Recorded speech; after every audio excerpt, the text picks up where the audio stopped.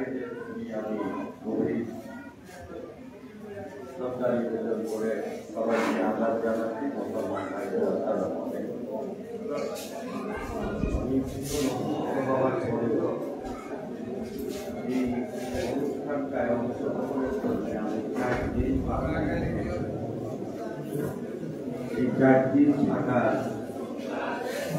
তাগিদটা আমার ভিতর থেকে কেন অনুভূত হয়েছে, আপনাদের এই বক্তা বক্তব্যের মাধ্যমে আমি সেটা হৃদয়কে অনুভব করেছি। একটা নিরাপত্তার সংখ্যায় বাংলাদেশ আজকে সময় অতিক্রম করে। এই উপমহাদেশে আমরা মিলিতভাবে স্বাধীনতা লড়াই করেছিলাম ব্রিটিশ থেকে, কিন্তু আমরা স্বাধীনতাটা পেলাম এক রক্তাক্ত দাঙ্গা এবং বিভক্তি। আমাদের রক্তক্ষয় চলছে। এরপরেও আমরা পাকিস্তান থেকে স্বাধীনতার জন্য রক্তাক্ত লড়াই করলাম। সর্বশেষ জুলাই গণ-অভ্যুত্থান ঘটল। সেই জুলাই গণ-অভ্যুত্থানে যারা মৃত্যুবরণ করেছে তাদের মধ্যে হিন্দু সম্প্রদায়ের যে 10 জন সহকর্মী জীবন দিয়েছে তাদের আমি নামগুলো উল্লেখ করব। এ কারণে আপনার রক্ত মিশে রয়েছে এই পরিবর্তনে, আপনার অধিকার রয়েছে, আপনার মেরাজ হত্যা পাওয়ার দাবি রয়েছে। রিয়া ও নারায়ণগঞ্জ, হৃদয়চন্দ্র, আবহাওয়া, পটুয়াখালী, দুর্গ সেন দিনাজপুর, দীপ্তিজে খোলা, অখিল বিশ্বাস গোপালগঞ্জ, শুভজিৎ সেনাইদহ, চৈতন্দ্র চাঁদপুর, বিজনচন্দ্র শীল হবিগঞ্জ, সকলচন্দ্র দাস। আমি নামগুলো এই কারণেই বলছি যে এই পরিবর্তনের সাথে আপনার লক্ষ্য, এই পরিবর্তন আপনার সুফল, আপনার অংশীদার। এদেশের স্বাধীনতায় আপনার অবদান রয়েছে, এই দেশ গঠনে, দেশের অর্থনীতি পুনর্গঠনে অবদান রয়েছে, কিন্তু তারপরেও এক অজানা আশঙ্কা, আতঙ্ক আমাদের বিদ্যুৎ। সমাজের মধ্যে যে বিভাজন এবং বিভেদ, সব বিভাজন এবং বিভেদের পিছনে কাজ করে হচ্ছে স্বার্থ এবং সাম্প্রদায়িক চিন্তা। আমি এই প্রসঙ্গে একটি ছোট্ট উদাহরণ আপনাদের সামনে উল্লেখ করতে চাই। চণ্ডীদাসের সেই ঐতিহাসিক বক্তব্য, যা নিয়ে উপন্যাস লেখা হয়েছে, সিনেমার রচনা করা হয়েছে। মানুষ সেই সিনেমা দেখে চোখের পানি ফেলে। সুচিত্রা সেন আর উত্তম কুমারের দুটি শ্রেষ্ঠত্ব পেয়েছিলেন, সবার উপরে মানুষ সত্য, তাহার উপরে হিন্দু মুসলমান সবাই সেখানে অভিন্ন সংহতি করে। আমাদের অনুভূতি একইভাবে থাকার পরও আমাদের মধ্যে কোন ভেদ দিয়ে এসে বিভাজন জেনে দেয়, সেটার ক্ষেত্রে আমাদের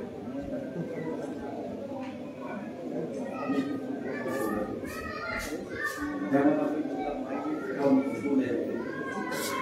আমি জানতে চাইলাম যে বলল যে এত কোমলমতি বাচ্চারা মারা গেছে, সবাই চাইছে একটা মানবতা,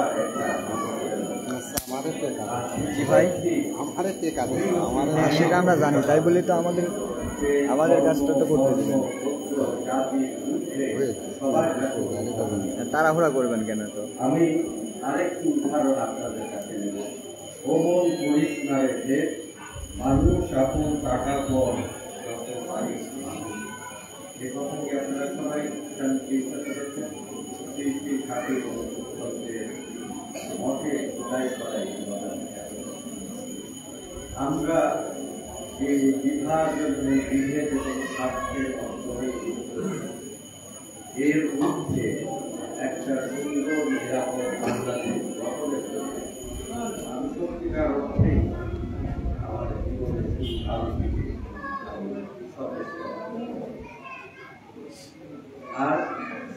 বয়সে প্রায় ইদানিং জেলে থাকতে হয়। জেলে থাকার কারণে সব ধর্মগ্রন্থ আমার কিছুটা পাঠ করা হয়েছে। সেই ধর্মগ্রন্থের মধ্যে আমি একটা নিরাপত্তা খুঁজে পাই যে এই উপমহাদেশে মুসলমানরা সংখ্যা দিতে বাংলা, হিন্দুরা সংখ্যা দিতে বাংলাদেশ, অথচ সব নিরঙ্কুশ হিন্দু দেশ নেপাল, সেখানে না সংখ্যালঘু না সংখ্যালঘু। আমি এই বাংলাদেশে এবং জগতের সব মানুষের নিরাপত্তার জন্য আমি একই কথা কোরআন পাঠ করতে জগতের সকল ধর্ম বর্ণ গোত্র মানুষের অভিভাবক হিসাবে জগতের প্রতিপালক এবং সৃষ্টিকর্তা তার প্রতিনিধি প্রফেট মুহাম্মদকে নিযুক্ত করে। সমস্ত ধর্মের সমস্ত বর্ণের সমস্ত আশরাফুল মখলুকাত বলতে বোঝানো হয়েছে সৃষ্টিকর্তা স্বয়ং। আমি জগৎ সৃষ্টির আগে পাহাড়, নদীমালা, সাগর, বনাঞ্চল সব সৃষ্টি করেছি, জগৎকে পরিপূর্ণ করেছি মানুষ সৃষ্টি করেছি। এই মানুষকে উনি ভেদ করেনি, হিন্দু বলেনি, মুসলমান বলেনি, বৌদ্ধ বলেনি, খ্রিস্টান বলেনি, মানুষ। এই মানব জাতি যে যায় জনপদে নিরাপদ থাকে, সেই জনপদের সৃষ্টিকর্তা রহমত থাকে। যে জনপদে মানুষ নিরাপদ থাকে না, সেই জনপদে সৃষ্টিকর্তার রহমত থাকে না। এই উপমহাদেশে পৃথিবীর সবচেয়ে 4 ভাগের 1 ভাগের অধিক লোক, প্রায় 200 কোটির বেশি মানুষ বাস করে। আফ্রিকার চাইতে আমরা এখন সমস্যা চলছে। এই ভারত উপমহাদেশের মানুষ আমরা ক্ষুধা, দারিদ্রতা, যন্ত্রণা, বিভাজন, বিভেদে এই জনপদ পৃথিবীর একসময় উন্নত সভ্যতা দেশ ছিল। পৃথিবীতে সংস্কৃতি, সভ্যতা, যুদ্ধ এই ভারত উপমহাদেশ পৃথিবীকে দিক নির্দেশনা। এই ভেদ নীতি আমাদের কত প্রভাব পড়ে। যদি সত্যিকার অর্থে এই দেশকে আগাতে পারে, আমাদেরকে সম্প্রীতির মেলবন্ধনে জাতিকে ঐক্যবদ্ধ, এই জাতিকে ঐক্যবদ্ধ করার জন্য সেই দৃষ্টিভঙ্গি সম্পন্ন নেতৃত্ব আমাদের প্রয়োজন, যে মানুষকে মানুষের মধ্যে। আমি সেই বিশ্বাস নিয়ে আমার সাহিত্য লিখে আমি ছোট্ট একটা উদাহরণ দেবো। আমি একটা সরকারি দপ্তরে চাকরি করাকালীন সময়ে কিছু সরকারি দপ্তরে নিয়োগ দেওয়া হয়েছে। তো পাবনা জেলাতে 10 শতাংশ হিন্দু সম্প্রদায়ের প্রতিনিধি আমি চাইলাম যে তাদের নাম পাঠাবো। আমি বিশ্বাস করে কোনো স্বতঃস্ফূর্তভাবে দরখাস্ত না পেয়ে যারা আমার পরিচিত তাদেরকে প্রোগ্রামের লোক ধরে নিয়েছেন, ধরে নিয়ে এসে আমি চাকরিগুলো দিয়েছি। কেন দিয়েছি? দৃশ্যমান করার জন্য। ন্যায় শুধু মুখে বললেই হয় না, ন্যায়কে কখনো কখনো দৃশ্যমান করতে হবে। আমি মধ্যপ্রাচ্যের বিভিন্ন দেশ থেকে তারা মুসলিম দেশ, তারা মসজিদ, মাদ্রাসা এইগুলোকে চালু করে। আমার তো অনেকেই বলেছে যে মন্দির পুরো তো আপনার কাছে সমান সাহায্য চাই। প্রতিটি মন্দিরে আমি আমাদের প্রতিটা মন্দিরে আমি দেওয়া এবং একই পরিমাণ 10% মন্দিরের উন্নয়নের জন্য আমার নিজের আপনারা দাবি করার আগেই আগামী দিনে বাংলাদেশকে সব মানুষের উন্নত বাংলাদেশ গঠন করতে হবে।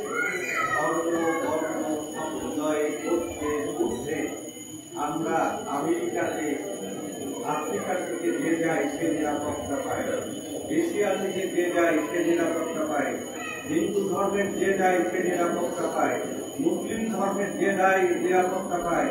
অথচ আমরা আমাদের দেশে নিজেদের নিরাপত্তা এই সোনার বাংলাদেশে আমরা সবার বসবাসের নিরাপদ পরিবেশ রক্ষা করার জন্য প্রথম দরকার রাষ্ট্রীয়ভাবে অঙ্গীকার ঘোষণা। আর এই রাষ্ট্রীয় অঙ্গীকার বাস্তবায়নের জন্য আমাদের যার যার অবস্থান আমি বাংলাদেশ নিয়ে কাজ করি। আমার ঠিকানা ছোট্ট এই বাংলাদেশের মধ্যে আমার ভাবনা হচ্ছে আমার নিজের এখান থেকেই যদি আমি দৃষ্টান্ত স্থাপন করি সেটা বাংলাদেশে ছড়িয়ে দিতে পারবো। আর একটা জিনিস মনে রাখবেন, খারাপ কিন্তু সংসার, ভালো কিন্তু সুরক্ষা করতে পারে। খারাপ কাজটা, মন্দ কাজটা দ্রুত চিন্তা লাগবে, কিন্তু ভালো কাজটাকে পরিচর্যা করতে হবে। আমরা ভালো কাজকে ধারণ করব, ভালো কাজকে লালন করব। ভবিষ্যতে আপনার দৃষ্টান্ত স্থাপন হবে, ওটা বাংলাদেশের হিন্দু সম্প্রদায় যেন উদাহরণ হিসাবে ভাবনাকে গ্রহণ করে আমাদের এই পথ অনুসরণ করে সেই অঙ্গীকার করে সেই কাজ করার